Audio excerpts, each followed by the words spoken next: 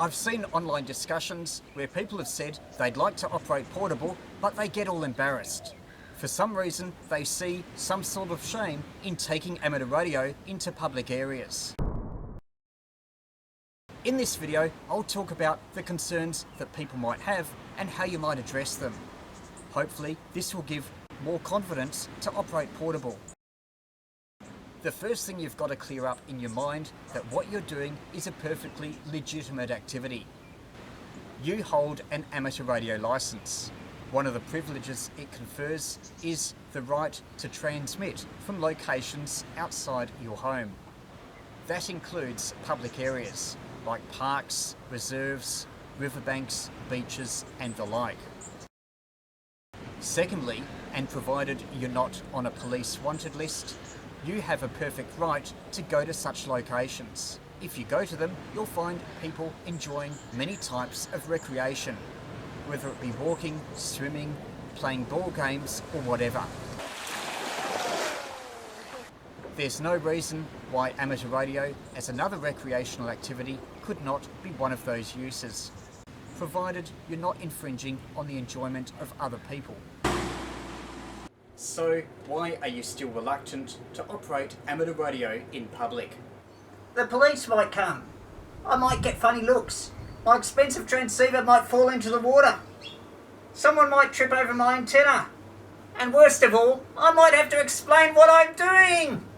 A way to overcome these is, first of all, acknowledge the fears exist. Secondly, think about their likelihood. If it's a very rare likelihood, then you might as well discount them. Thirdly, if the fear was to transpire, what would happen? And finally, think about things you can do to either reduce the likelihood of it happening, or if it does, reduce its impact. This is pretty standard stuff and applies to almost any fear, including those much more daunting than operating amateur radio in public.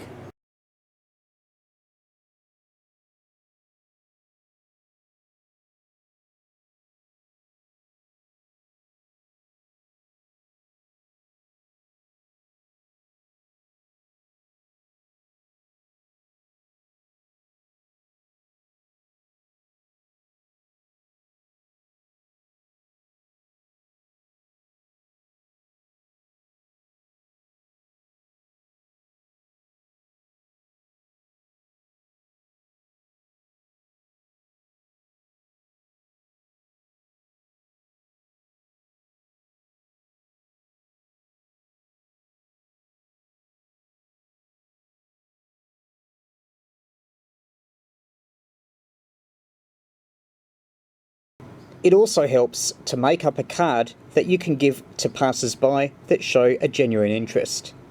Mine just has my web address, YouTube, as well as a link to a site that has further information about amateur radio.